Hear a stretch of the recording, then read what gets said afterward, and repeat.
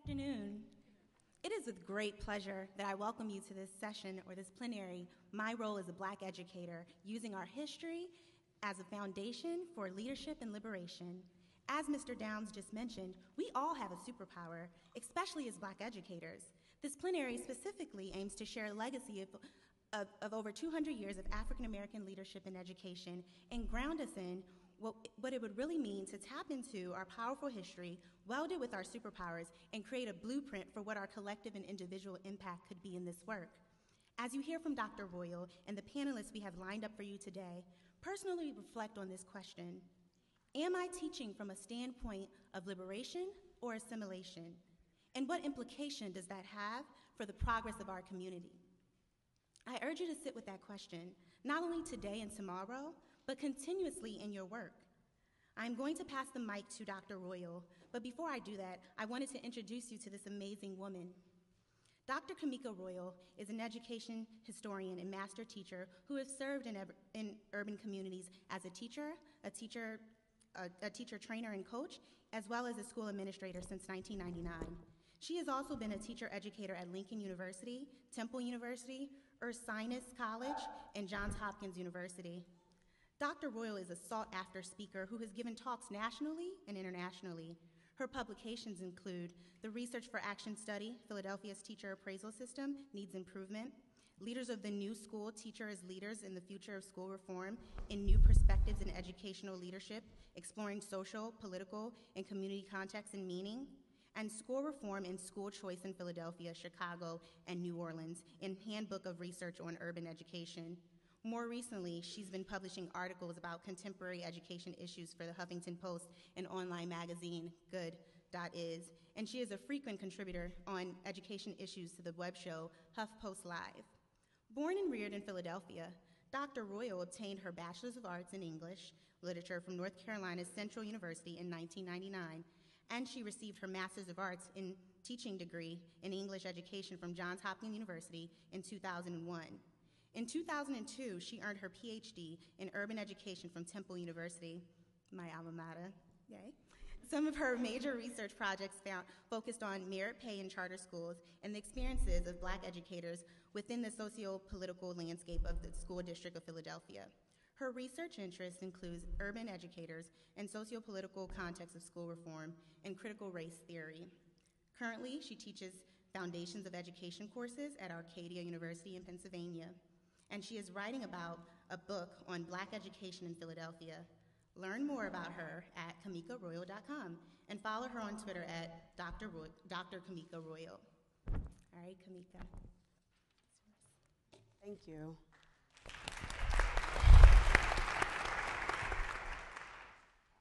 This brief historical introduction speaks specifically to the African educational experience in the United States of America and thus begins in slavery. Even as the great education reformer Horace Mann was declaring that public education should be the great equalizer, during that same time it was illegal for Blacks to be taught to read or write in some places in this nation. Since Black presence, the struggle for full citizenship and acknowledgement of our humanity has been such the source of tension and contention. Our schooling has always centered on this question: for what purpose do our schools exist? For social reproduction, for social mobility, or for social justice? Embedded in the history of our schooling in this nation is the struggle of the white American power structure to control Black schooling for social reproduction of our stratified race and class system. In James Anderson's essential foundational work, The Education of Blacks in the South, he wrote that Black education developed within this context of political and economic oppression, and that politics, power, and ideology shaped the framework and opportunity structure of Black educational institutions. I would argue that these remain true today. In both the North and in the South post-slavery, education for Black people was controlled by whites who benefited from creating and maintaining inequitable education programs. White Southerners even fought ardently against universal public education for fear of literate black masses, so much so that they were willing to forego public education for their own white children. Eventually, they allowed for black education that would give former slaves minimum knowledge while eviscerating notions of their social mobility, intellectual advancement, or political empowerment. Carter G. Woodson surmised the fervor with which whites strained to maintain control of black schooling. As he noted, the problem of holding the Negro down, therefore, is easily solved. When you control a man's thinking, you do not have to worry about his actions. You do not have to tell him not to stand here or go yonder. He will find his proper place and will stay in it. You do not need to send him to the back door. He will go without being told. In fact, if there is no back door, he will cut one for his special benefit. His education makes it necessary. The merger of educational pedagogy and social ideology was the impetus for efforts to maintain control of black colleges through the expansion of the Hampton model of industrial training. So much so that white education engineers withheld funds from black universities, where too much study of politics, literature, and what they considered high ideals was advanced instead of manual labor and preparation for hard work. In 1906, W.E.B. Du Bois publicly bemoaned the Hampton model, which was considered the existing American power structure's ideal education for blacks. Du Bois deemed it dehumanizing and educational heresy. Thus, the only way for blacks to get a relatively sound education was through the self-sacrificing efforts of black educators teaching black students in underfunded and under-resourced separate black schools and black school systems. Moreover, as black secondary and normal schools began to specialize in teacher training, they became sites of contention in which power, politics, and ideology regarding black education was ever apparent. As General Armstrong, the founder of the Hampton Institute, declared, "Let us make the teachers, and we will make the people." In spite of these efforts at hegemony, marginalization, and miseducation, African Americans pressed to create their own schools for the purposes of educating their children towards citizenship and humanity. Black sharecropping families negotiated with the landowners for whom they worked in order to provide schooling for their children. They raised their own money to pay for school buildings when local taxes would underfund the building of new black schools. They rallied to not have the Hampton model of education become the standard for black education in this nation. They lamented the misguided education process being used to subvert and subsume African Americans in this country, and insisted on something specific to what black students and communities needed to learn for their advancement. They built their own schools throughout the South and maintained high standards for black students to affirm their humanity and assure their full citizenship. The need for such autonomy rests in this conundrum elucidated by Anderson. It is difficult to comprehend how a subordinate institution such as a state-controlled public education system might advance a class of people against the racist oppression of government and other dominant cultural institutions. Compulsory, tax-funded public schooling generally meant separate schools for blacks. Throughout the nation, however, there were multiple models of black education. For instance, Boston and Philly had school systems in which blacks were permitted to attend the same schools as whites. But in Philly, Cincinnati, and in Indianapolis, black teachers were only permitted to teach in those schools designated specifically for black students. Northern cities that allowed black teachers to work in all types of schools were Chicago, Cleveland, and New York. Northern cities that had little to no black teachers were Buffalo, Milwaukee, and Pittsburgh. Baltimore and Washington, D.C., however, had colored school districts with separate governing entities alongside white districts in the same geographical boundaries. In the midst of all this, black educators endured multiple tensions regarding their status and presence. Oftentimes, their education had led to shifts in their speech patterns, which put them at a distance from the communities and people with whom they most closely identified. There was constant debate about the depth of black educators' knowledge and whose purposes and their own or that of students and the Black community. Regardless of any apparent tension, relationships among Black educators, Black students, Black families, and the Black community were strong, interdependent, and vital to each entity's collective and individual success. However, as efforts toward desegregation increased, the status of Black educators decreased with the depreciation of segregated Black schools in mainstream America. In the years leading up to the Brown decision, the rallying war cry of that time was that separate education was inherently inferior, and some believed that inferior schools meant inferior teachers. Calls for desegregated schools pitted Black educators against Black students. Fighting for integrated schools, which would not hire Black educators, meant that Black educators would have no jobs. Fighting for Black educators' jobs usually meant supporting segregated schools, which some felt were oppositional to their desires for an equal America.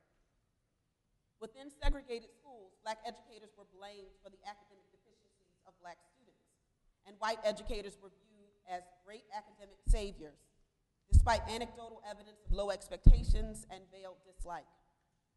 But Black educators were not deceived. Though they knew desegregation would likely mean their disappearance, they advocated for it anyhow, for the greater good of Black American citizenship.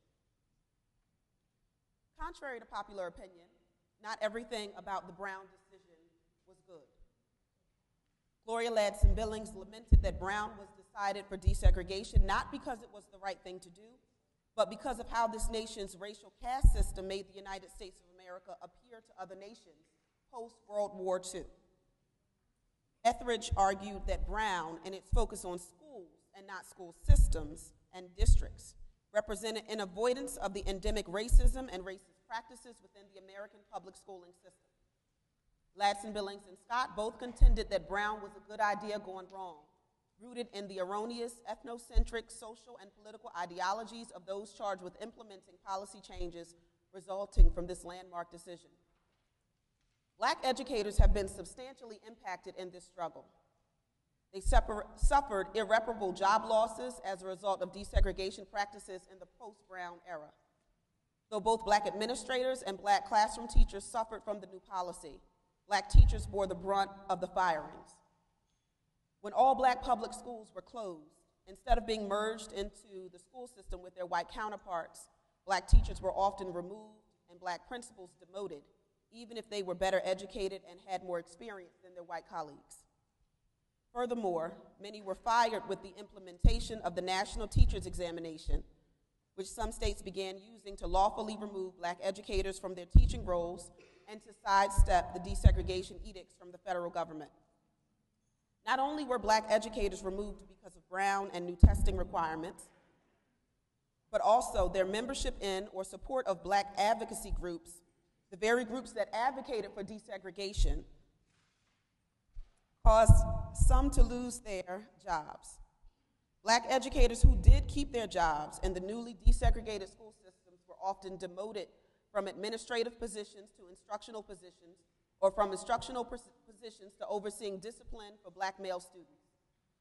Other Black teachers were placed in instructional areas outside their expertise so that their dismissal would be justified. Throughout the 1970s and 80s, Black educators' presence in schools decreased so much that their existence was labeled by some as limited and others referred to them as an endangered species.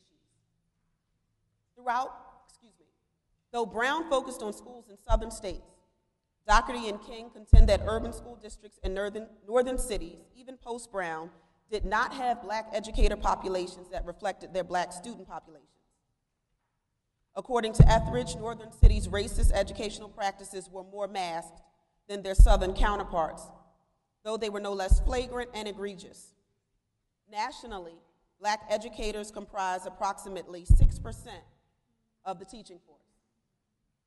For example, as of 2009, the School District of Philadelphia had an almost 70% Black student population, yet Black educators comprised barely 24% of the teaching force, less than there were in Philadelphia in 1964. Our presence, power, and who teaches our children remains significant. Carter G. Woodson also wrote, "If the Negro in the ghetto must be eternally fed by the hand that pushes him into the ghetto, he will never become strong enough to get out of the ghetto."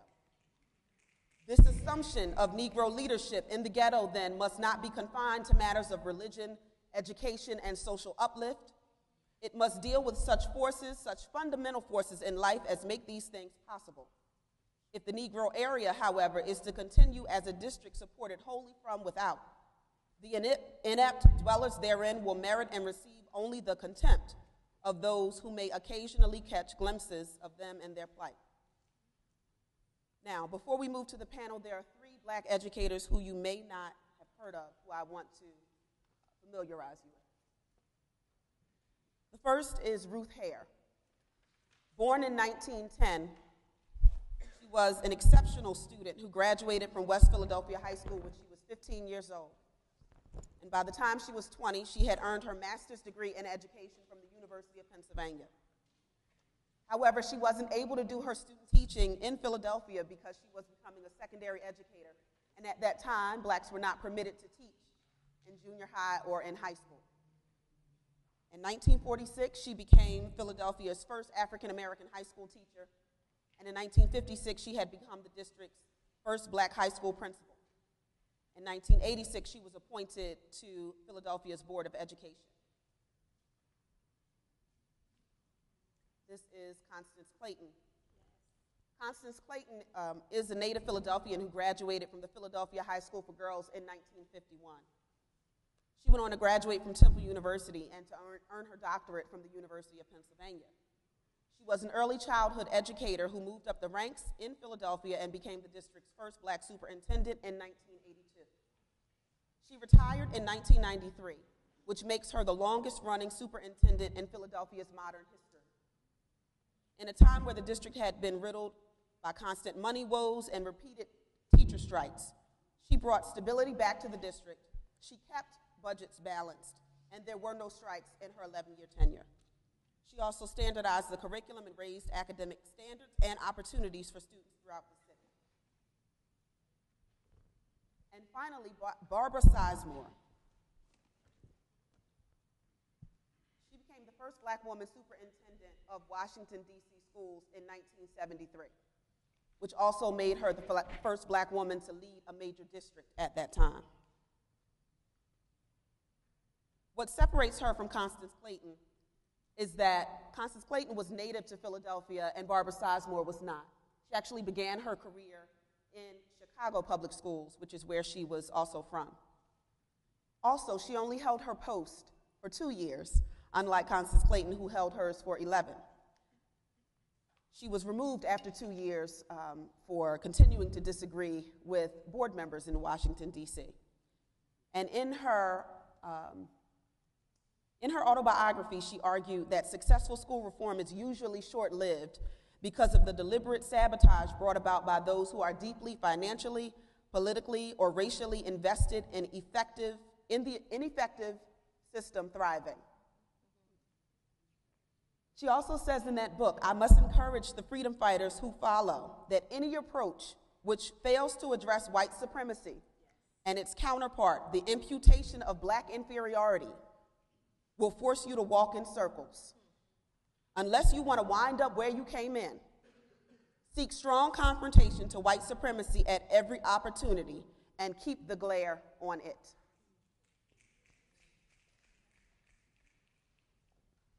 So, would each member of the panel please give a brief introduction as to who you are? Excuse me, that was absolutely amazing. Can we do the snap thing again? Clap. What do we do? My name is Courtney English, and I am a 2007 core member here in Atlanta, and I'm a member of the Atlanta Public Schools Board of Education. I am Minnie Fort Brown. I'm Kamika's professor. I am a master teacher from high school to college.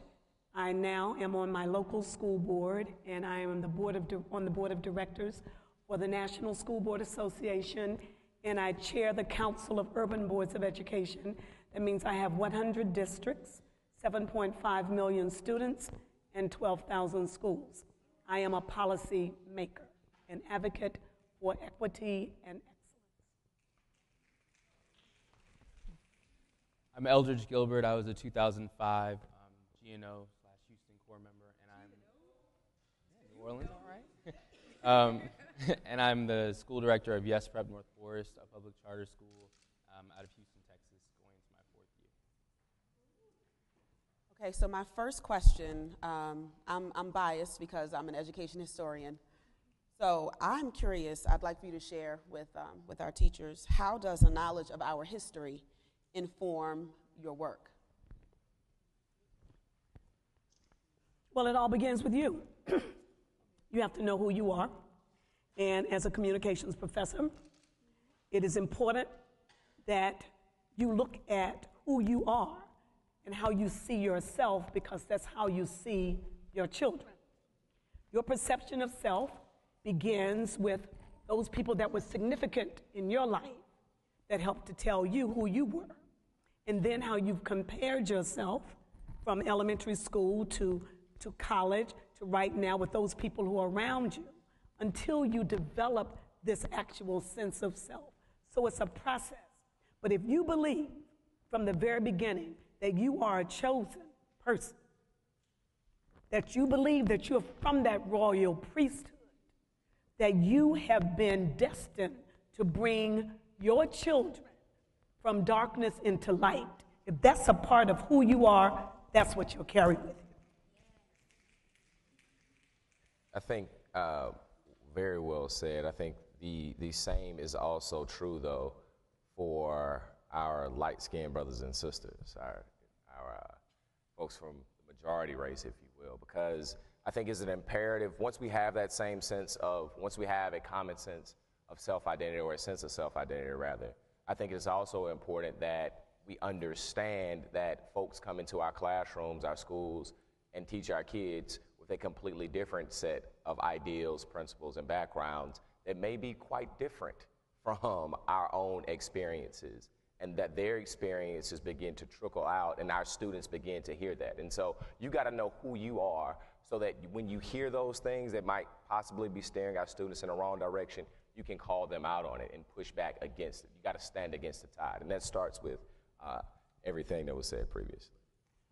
I think for me, my knowledge of my own history and like the history of African Americans in terms of the education movement makes a huge difference in terms of how I choose to run my school, policies that we put into place, the way that we choose to discipline students, the way that I choose to professionally develop my teachers, who I hire, why I hire them, and their own knowledge of how they play a role in perpetuating certain injustices that our students face, and their role in turning some of those things around and changing mindsets and changing the reality for our students. So having the context of everything that has led me to this particular space, and students of color in Texas or in Houston to where they are, certainly plays a role in every decision that I make, and decisions about who I let be exposed to, my students be exposed to.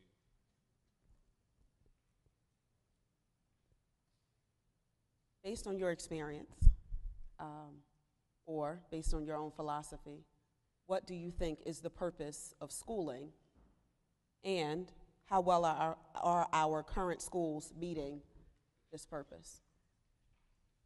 I was just in a session with Katie Haycott from Ed Trust. And if you know Ed Trust, they're like the truth tellers. We talked about the purpose of schooling being generational advancement. That means you need to do better than your parents. That's not what's happening now. Our children will not do better than their parents or even their grandparents. So that means when we look at what we are doing, we are failing our children, because that is not what, well, I'm not going to say that's not what education, that's not what public education is about, because there may be something else. That's not what it should be about. I think for me, education is about preparing our kids to reach their dreams, but more importantly, I think it's about daring them to go far beyond it. And that latter piece doesn't happen. Well, I don't think we're doing either of those things very well, but I definitely don't think we're doing the latter. I think we put a lot of glass ceilings on our children. You know, a kid can never a kid can never achieve that which they have not seen. And so that lack of exposure that is non-existent, or the exposure that's non-existent in our traditional public school systems, aren't necessarily, you know, preparing our kids to go far beyond they can ever imagine. I think for me, it boils down to a word that I've heard earlier today, liberate. And we are supposed to, through education, we are supposed to liberate ourselves and our students.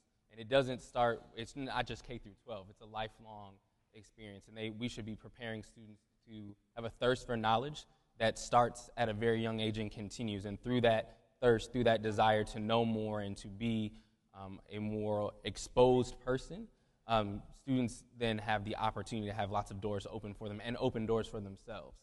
So to create lifelong change starts with us in our schools. And if we're not giving them the tools to access that and to feel confident in a learning space, then we're not doing our jobs. And I would say that most of the schools that I've seen, we're not doing a very good job of that, if at all. And there's lots of reasons for that, which sometimes are legitimate, but at the end of the day, if we're not developing a desire for our kids to know more about things beyond them, then we're not serving our purpose. And I guess in that respect, we are not bettering the next generation, because they can't do better than we are if they don't even know what we've had and what we didn't get to yet. And Eldridge, to your point, see, we're going to have poor children. Children are going to come from neighborhoods where they aren't going to perhaps have the exposures that we love for them to have, or what our parents had or what our grandparents had. But our children must learn how to read. Mm-hmm. We've got to expose them. So exposure doesn't mean I actually have to go on a field trip or actually have to see it, but I've got to be able to be exposed to what exists.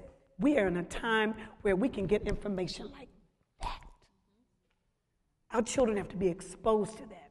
We have to enlighten them to that. We have to give them those opportunities, because children come to us as babies questing. I mean, they are looking for it. It's the vessel that they come to. The vessel has to be open so you can say, go on and do that.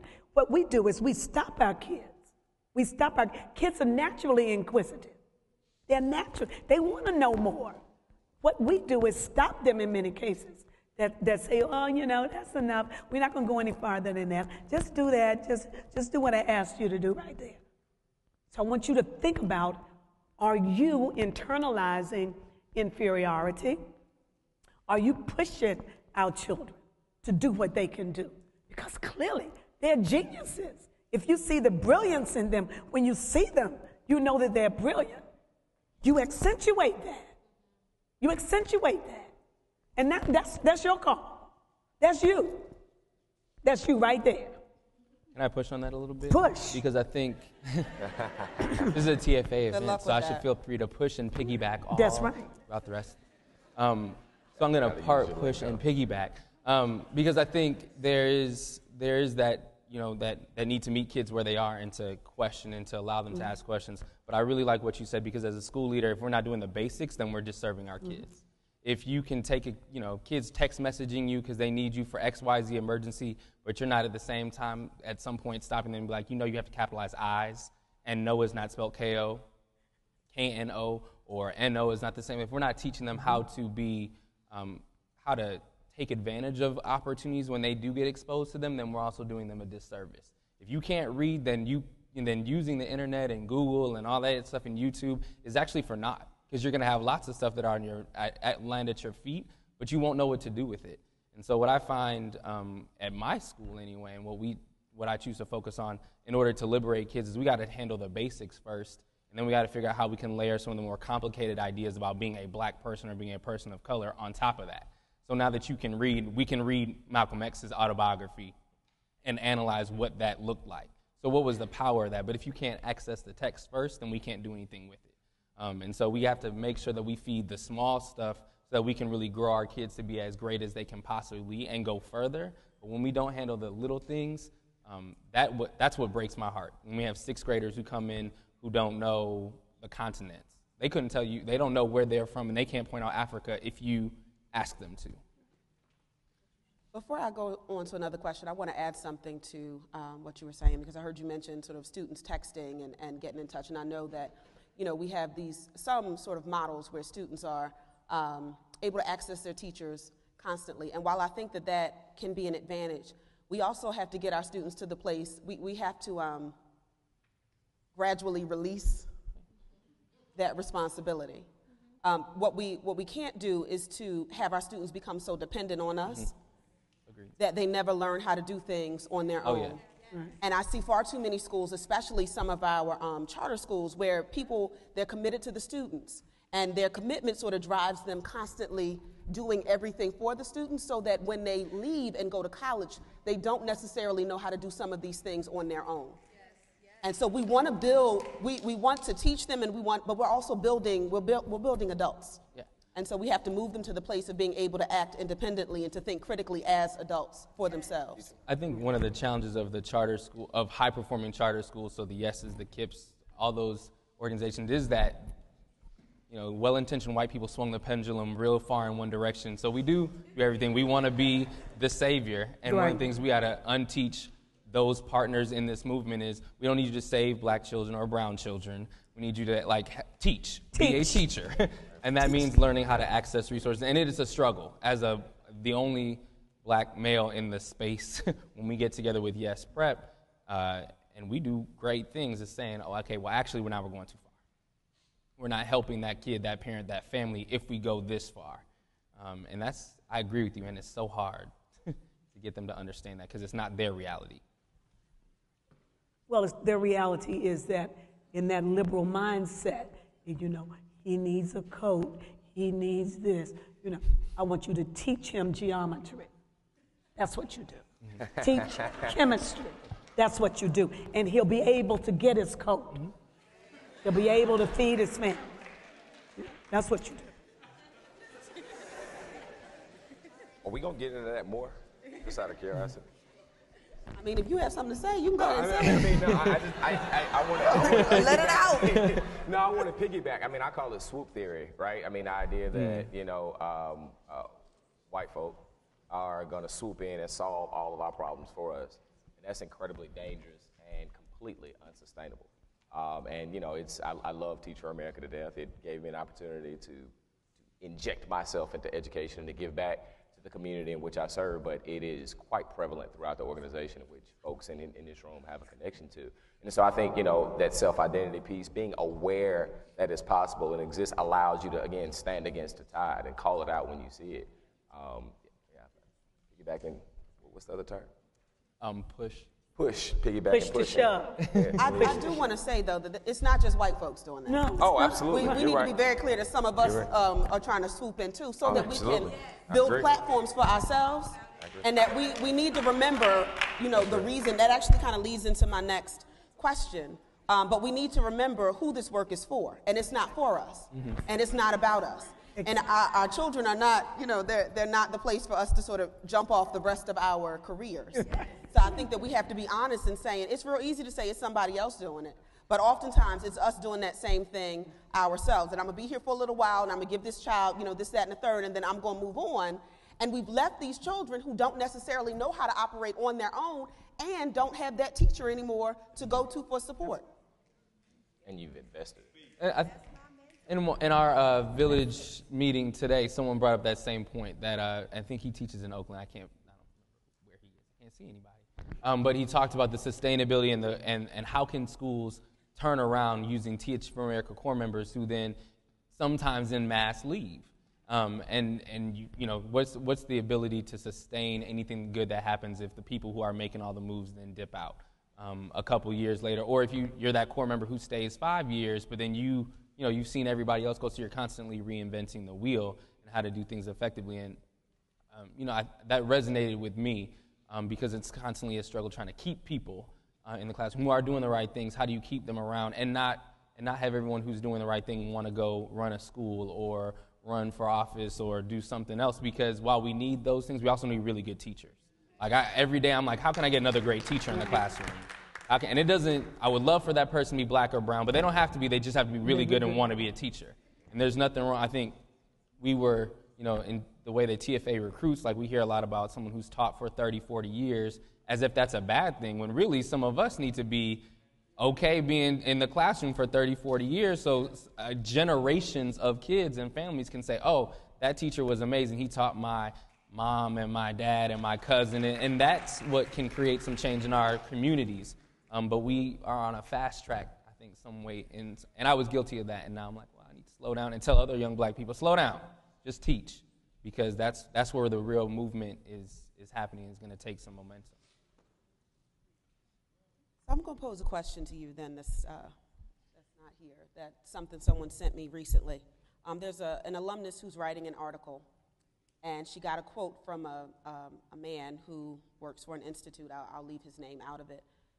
But he argues that it's okay to replace educators who've been teaching 10 to 20 years with Teach for America core members who are brand new and are considered to be equally effective.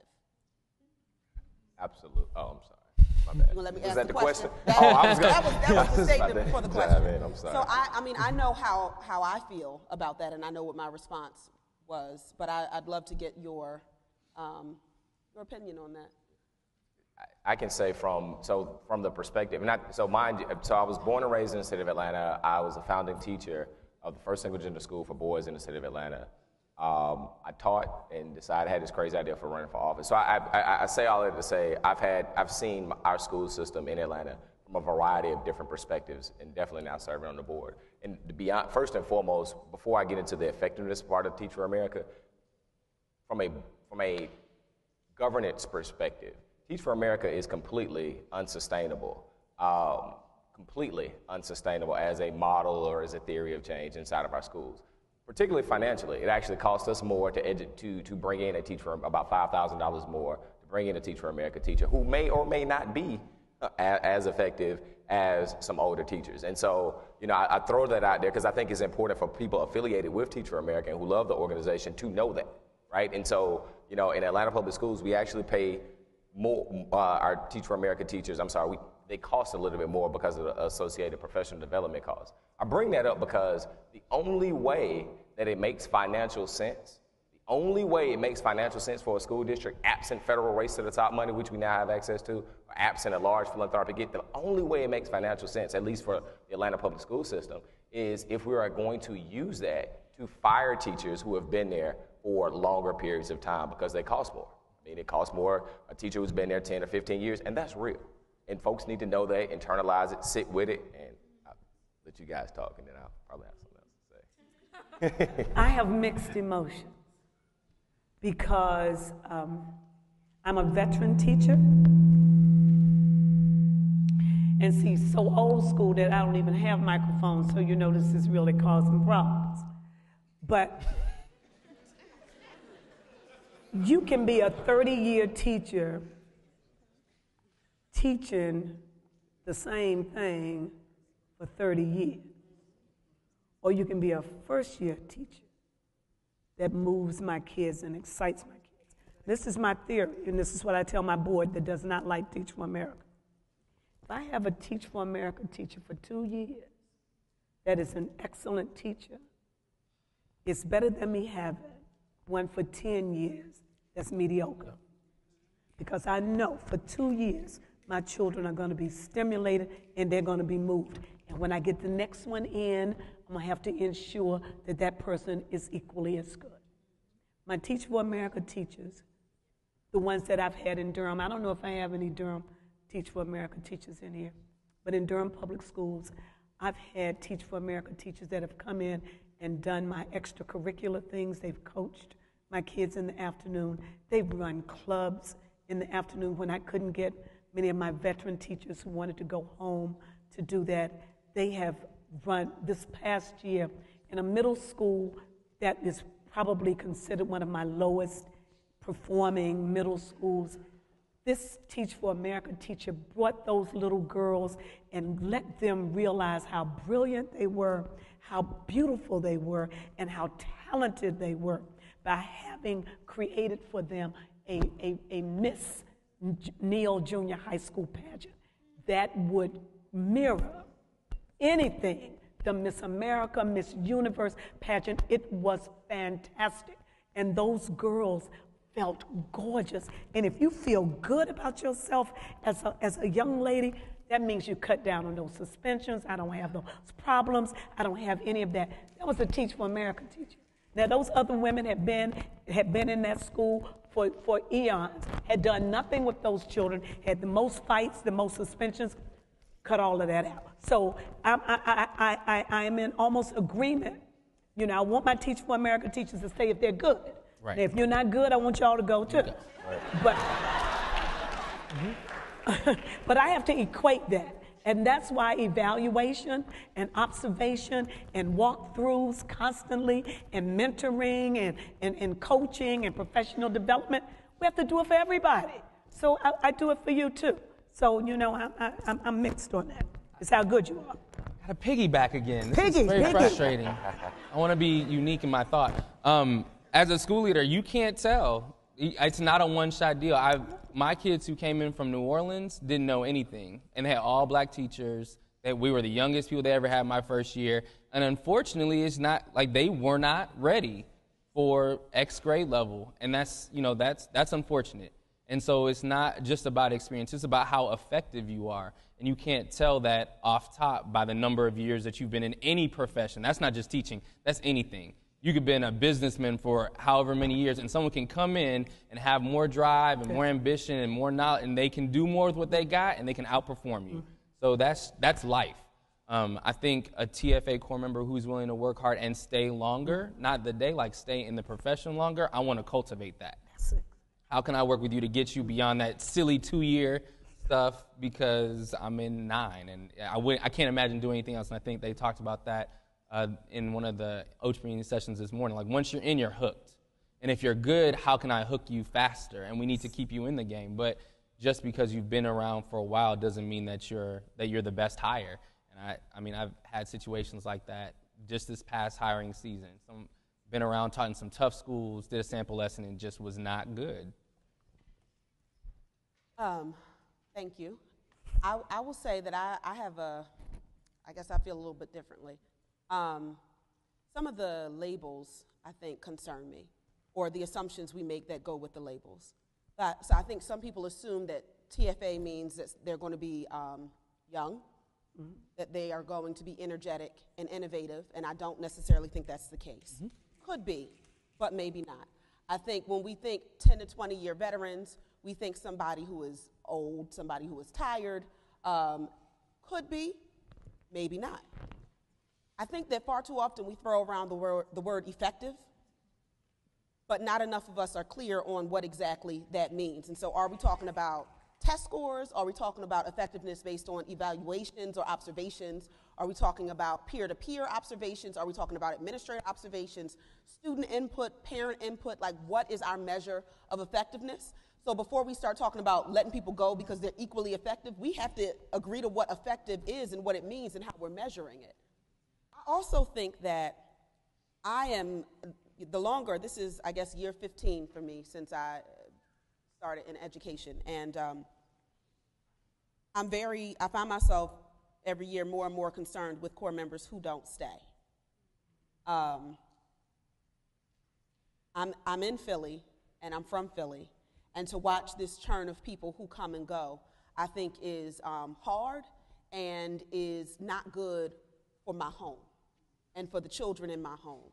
I would like to see us have some people who would stay. Now, I will say at the same time that I do think it's on the part of those principals to make people want to stay, to set up a situation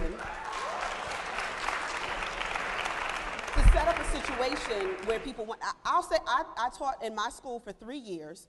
Our 3rd year, we went on the reconstitution eligible list, and everyone had to reapply for their jobs. And I was 24 years old, and I was like, I reapply for what? For this? For the same thing over? No, thank you. I'm smart. I can find a job doing something else. But I think that our schools have to they have to become places where our people want to stay. But I do have a problem with core members coming in, never having the intention to stay. Right. never being Right. open to that as a possibility. Right.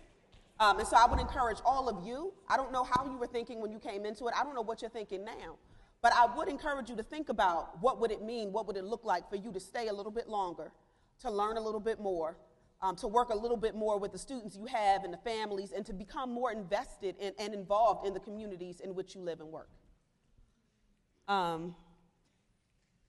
Anybody want? Oh no, we we are I on the agree. same page. You're good. We're on the same Yeah, there's page. no disagreement. No disagreement. No, My next question. I'm a principal. In case anyone is interested in staying, and staying turns into Houston, Texas, holler at me afterwards. Hold on, brother. I serve on the board of the Atlanta Public School System. And I know a couple of decision makers, and we pay incredibly well. We will appreciate you. But if you don't want to be in Atlanta, Houston is always there. Atlanta's awesome. you already Too know hot. my story. I have wanna put it out 100 there. districts. 100.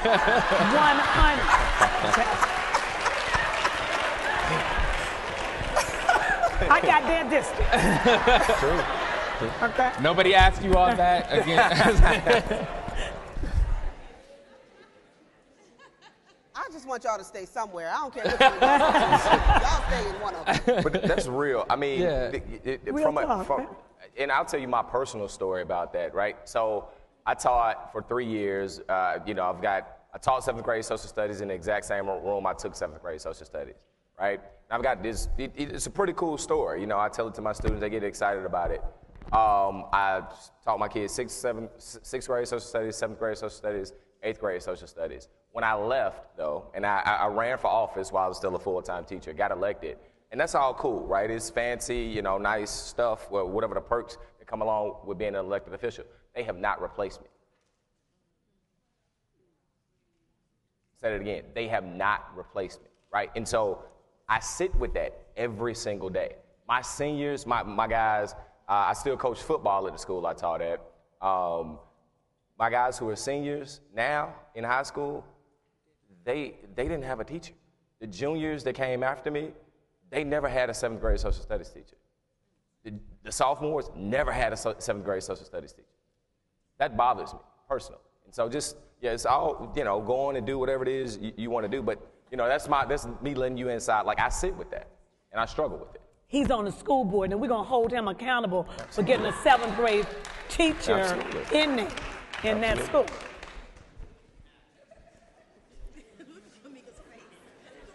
So,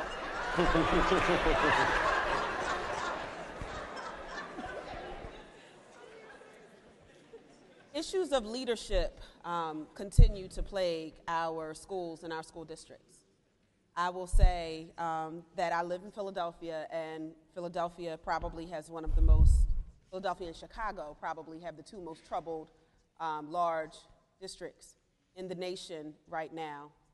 Not sure if people know, but in Philadelphia, 23 schools were closed at the end of the school year. In June, almost 4,000 people were laid off, educators, librarians. I got in trouble last time I didn't mention the librarians when I mentioned the counselors and the nurses and the teachers, so I should say also librarians were... Media coordinators. Media coordinators were laid off as well. I don't want any trouble. I don't want any angry emails this time. But in Philadelphia, we are starting to see the impact of these layoffs. We had a child a few weeks ago pass away. She fell ill while she was at school, and her school only has a nurse once or twice a week. And the teacher called her home. And I have to say, I think that the teacher and the school in this instance did everything they could do. I don't think any of us who are not trained medical professionals would have known what to do other than what they did, which was to call her parents, who said it's almost the end of the day. She'll be home soon. And a teacher took her home. She got on her nebulizer. Her father found that she still wasn't doing well. He took her to the ER, and she passed away. And we don't know if it is because there was no nurse. We do know that there was no nurse at her school, and she started not feeling well at school. We have our third black superintendent in Philadelphia, and so far I can't tell that his being black makes any difference for what's happening in our schools. So when we think about leadership in particular, I would love for you to share what are some of the common pitfalls you see young black leaders or young black teachers fall into, and how would you encourage our new teachers to avoid those? I'll start because I pushed myself into young black leadership. So I think the first thing is moving too fast, is assuming that you are, because you're unhappy as a teacher, or maybe you're really happy as a teacher and someone's telling you, you're such a great teacher, you should be a leader, that in and of itself is what you should do. Because what I discovered in my path growing into becoming a school director is that the skill set is very different, and what you're cultivating as a teacher does not necessarily make you a very well-equipped AP or dean or grade level chair, and it certainly doesn't mean that you're going to be a great principal. They are very different skill sets, and you need a couple years. And by a couple, I mean like 3 or 4 or 5, at each one of those to really get ready and to know and to be ready for the change in skills that's going to come. And so I think for organizations like Teach for America and lots of the charter organizations and maybe even in traditional districts where because of the nation that we're in, the way that we look at race, it's a push. You're young and black. We want you on the forefront. We want you to be the face of this and that. I mean, what you have to really resist is the oh yeah, I am so amazing. I should be. I'm really smart. Of that, because you are really smart and you are excellent, and sometimes the smart decision is saying, but I'm not ready yet. And let me take some time and really look at the skills that this is requiring, asking some questions and not getting so hung up on on what it means to be asked for this great thing to happen for you next. And how many more kids are you going to serve? Not as many if you don't do them effectively. And it's taken a while for me and I'm still growing as a school director, and I'm in my 4th year. And there's just some stuff that I wish 6 years ago somebody would have told me, you're not ready for that part yet, and you need to chill out and learn how to run an effective meeting and learn how to coach people better. Because once you get into that leadership role, once you start messing that up, then it's your fault when kids don't learn in that classroom. It's your fault when that parent isn't happy. And your Superman, Superwoman self can't fix all the problems when you got 20, 30, 40, and for me, 60 staff members who look to you. And if you're burnt out and tired, you're not going to effectively do your job, and they won't either. You know, you've got to, I said it starts with you. You've got to have a sense of substance of self. You know your limitations. You know what you can and you can't do. But see, when you start romanticizing bigger BMWs, bigger houses, bigger salaries, and you forget about the accountability and who you are accountable to, you know, if you let that go, then you become a person that has no substance, that's being driven by those material kinds of things, and you'll never go far. You'll never go far. So, and these people that are looking for the next new big thing, like the new leader, you need to look inside that substance and see, okay, what have you done for me lately? What have you done? And I look at Philly, and I look at the choice that they made, you know? And I was saying, why? What had he done? You know? He was just well, no. Okay. So, personally, because I know who he is. But what had he done? You know, and so we get caught up in that. And because leadership can be romanticizing. You can feed off of it. Your name is in the paper, your picture, you know, people calling my name, you know, and you get caught up with that. And you forget that there's so much behind that because people are looking for you to deliver. And you held accountable for that. And not only are people looking for you to deliver, but you know there's somebody else that's looking at you, that you have to answer to. What have you done?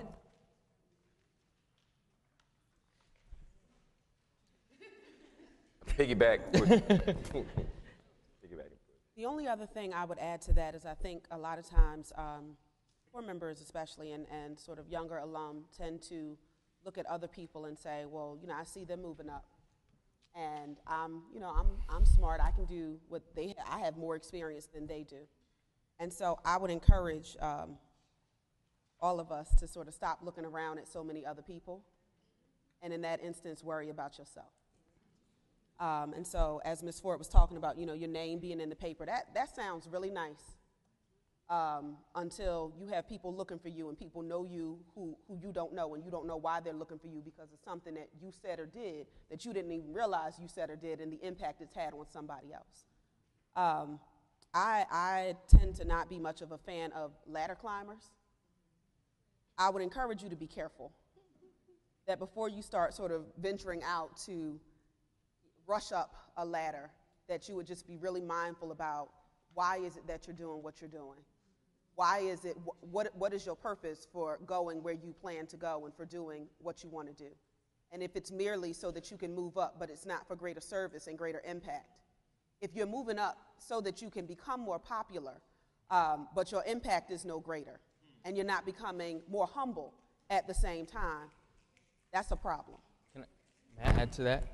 I think if you're not ready to work a lot harder than you already are working, if you think lesson planning is hard, running a school, running 10 people is so much harder, because the impact of those 10 people, the impact of every person at your school is so much greater than the 30, 40, 120 kids that you work with.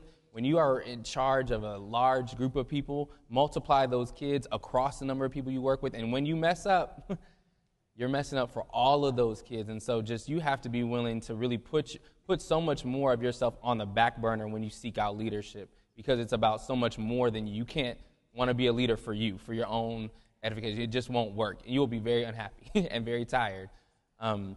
And the other thing that I was going to say is ask questions. Instead of being critical of the leaders that you do have, and there may be tons of reasons to be extremely critical, make sure that you're asking questions about why things are working the way that they are before you assume that you can just do better, because it takes a lot of work to do better than somebody, and just because they're messing up, the solutions are not as easy as they may seem.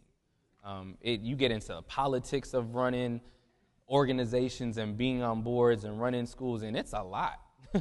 And it's not about being popular or anything like that. It's about making a difference, and making a difference requires being humble and being a lot more than what you may think you are seeing in the person who you're being led by. Don't forget to lift as you climb. Well, so as you whatever path that you're on, as you become greater, larger, and more out front, don't forget to bring somebody along with you. I think that reach back and bring somebody with you. That's incredibly important. Cultivate your bench. Bench strength. If you're going to leave 7th grade social studies, you better have somebody who's going to fill in for you before you get up. You're right. You're right. You're right. What the elders used to call training hour replacements. I need a time check. Thank you. I'm not sure how much longer we have. How much longer we have in this, though. Do some of you have some? Thank you. Some of you have some questions you would like to ask the panel. We'll start over here and then go here. Stephen Ward, 2012 Corps member from DC. We hear a lot about education and how it was, and I think this is a great question since you both are education historians. But my question might be a little bit loaded. I take people like my grandmother. My grandmother finished high school at 16 years old. We heard from the judge today who entered Spelman at 16 years old. We have countless stories of people who are our grandparents' age, where they got an education, they were prepared for an education at a very young age, and they might have entered college and gone on to get several degrees at a young age. So my question is, are we really better after Brown versus the Board of Education? And I say that because I was reading something that brought up the same question for similar reasons. And we had educators that look like us in front of the classroom that are teaching our kids. And surely that's the same way today. But we've known about these issues of education for a long time. But why are we having these results? We've known about it for a long time. Why are we still experiencing the same problem 50 years later that we fought so hard for? I'll start, because my answer is simple to are we better after Brown? My answer is no. No, we are not better. It actually frustrates me when I hear people talk about, I read some things and people are like, segregation in our schools is the problem. And I'm not a separatist by any means. I'm not advocating we need separate schools. That's totally not, though I did attend an HBCU very proudly, that is totally not what I am saying. But the idea that,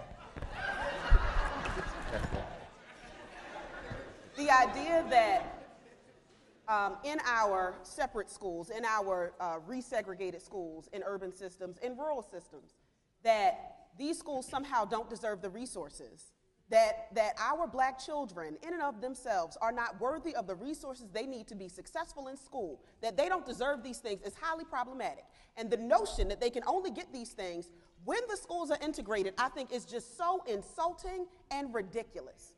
So are we better after Brown? No, we're not.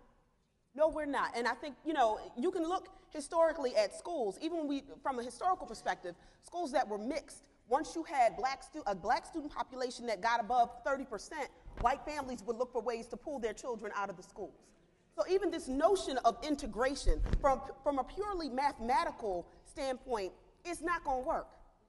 Okay? Beyond that, actually, you know what? I'm going to stop there. Stop right there. Go on in now. You done touched the nerve.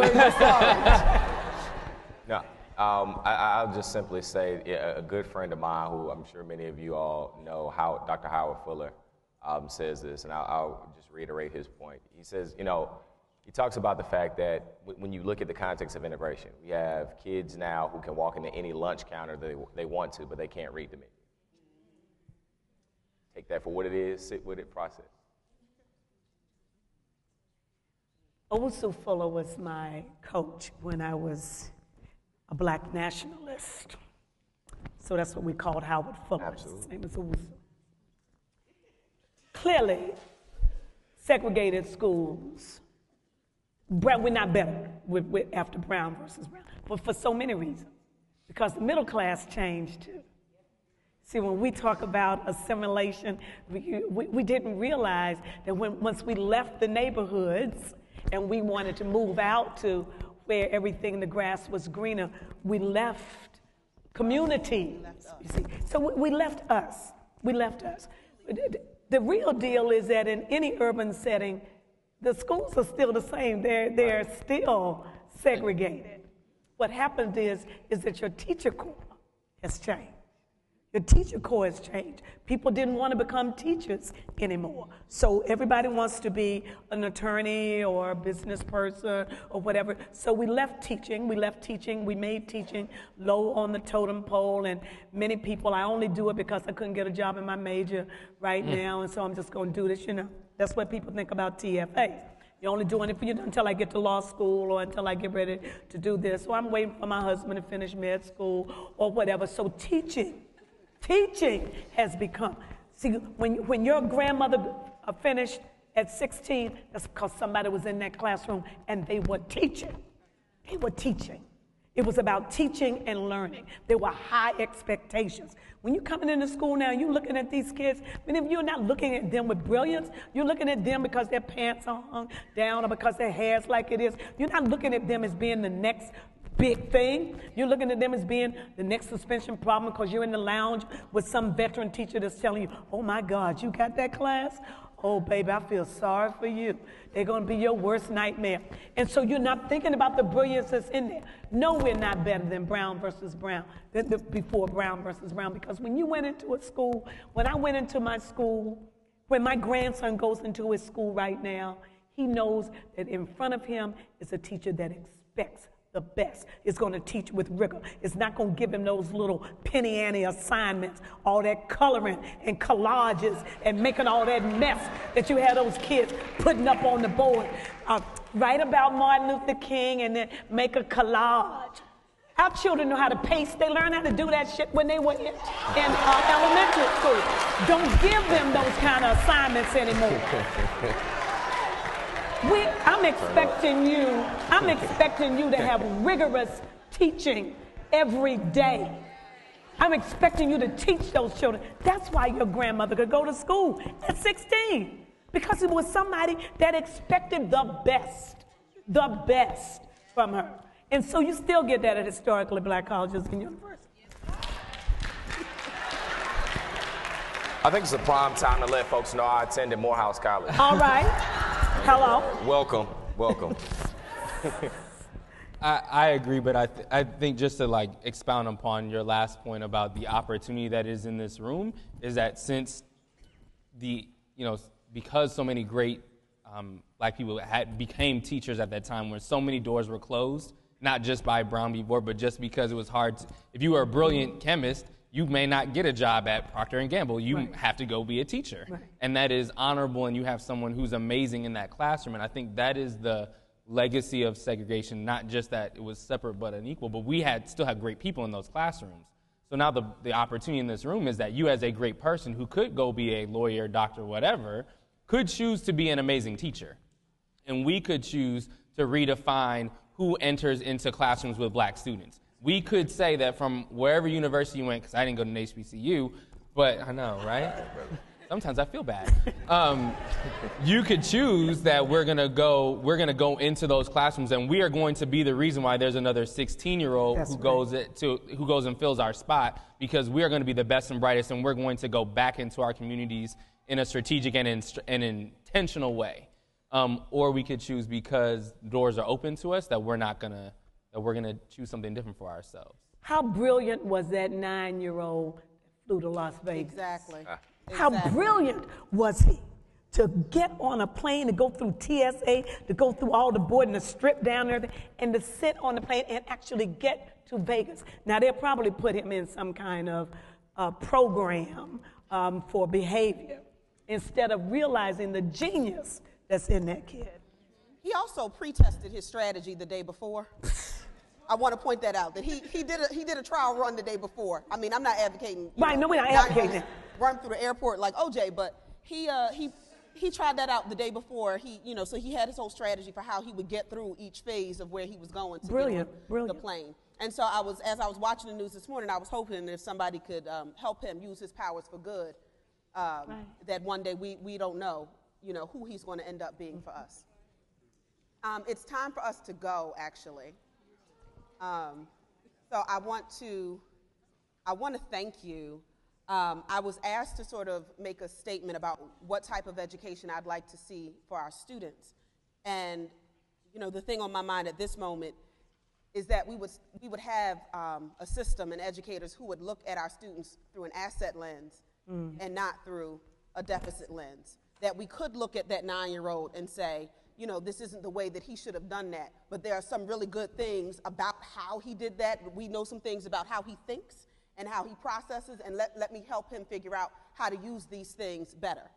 I want us to be able to look at our children who have no nurses, to our students who have no counselors, who don't have access to teachers because they're being laid off and their schools are being closed, and not see them as financial problems, but see them as students who are deserving of our investment. Instead of as some, we don't have enough money for this and we don't have enough money for that. Those are just some basic things I would like to see in our school system. Thank you all for joining me today, and thank you. Thank you. Thank you. Thank you.